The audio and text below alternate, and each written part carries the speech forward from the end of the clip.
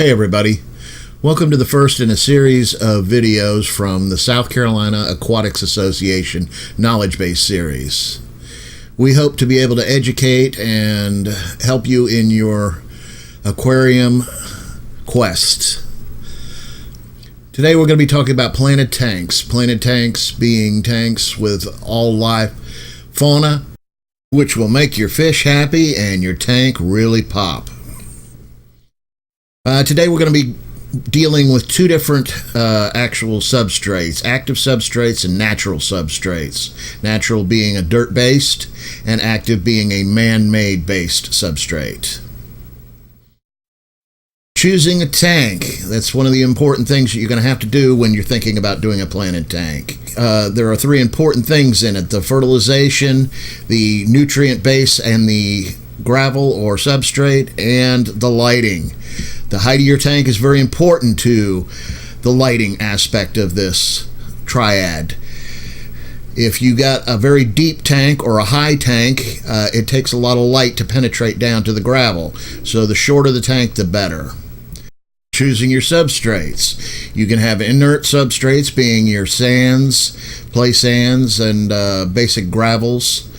Or you can go with the man-made, which are active substrates, which is Amazonian, fluval, Seacom, and Carib Sea.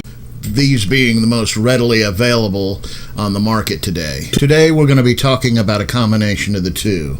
I'm going to use an organic base. In this case, it will be the Miracle Grow Organic Choice Potting Soil.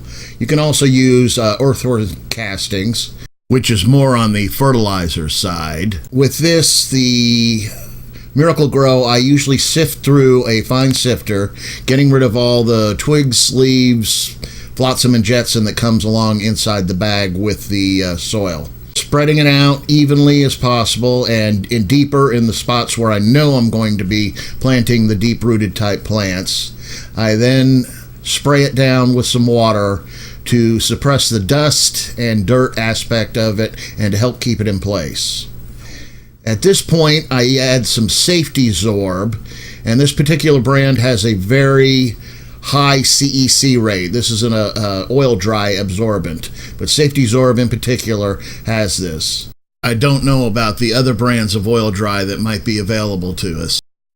So let's look at why high CEC capacity is important to us in the planted tank industry. It tends to act as a sponge to hold on to nutrients and release them slowly to the plants. On top of this layer, I add a layer of Floramax. Floramax is a cheaper version of Eco Complete by the same company, Carib Sea. It just doesn't have the activated bacteria with it.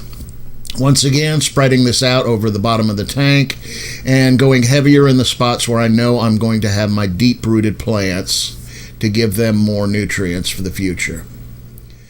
At this point, as a cosmetic fix, what I like to do is use a credit card to pull the gravel and dirt away from the front of the tank and then spread in just the gravel so you get a nice even look across the front, as you can see here.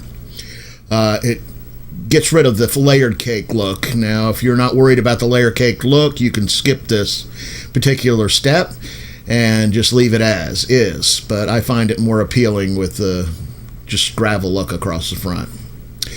When planting, you want to plant your largest plants towards the back and staging them and medium and smallest at the front. It not only gives you a sense of depth, but it also is more visually appealing to the eye. Here are the two most popular types of lighting. I will be going over further aspects of lighting in a future episode. Once the tank was complete, I found that the foreground plants did not like to grab in the coarse gravel as well as I would like, and they kept coming uprooted, so I added a small layer of Quikrete all-purpose sand to give them something to grab from the roots. Here you go. You got a quick video montage of the start to finish empty tank with gravel and planted. And we slide into a picture of the aftermarket, which is I use a frosting as a background on these tanks and put a light back there to give it a sunset or twilight type look as the lights turn off for the evening. There are certain extras that you'll want to do and have on hand if you're going to have a planted tank. Obviously, trimming tools, scissors being the most important of all, and some liquid fertilizers. I prefer the dry ferts that you make your own and mix your own liquids with. Much cheaper and easier on the wallet. Once again, lighting, we will go over that in a further episode, but fluorescent and LED being the two populars of the time now. Thank you for watching.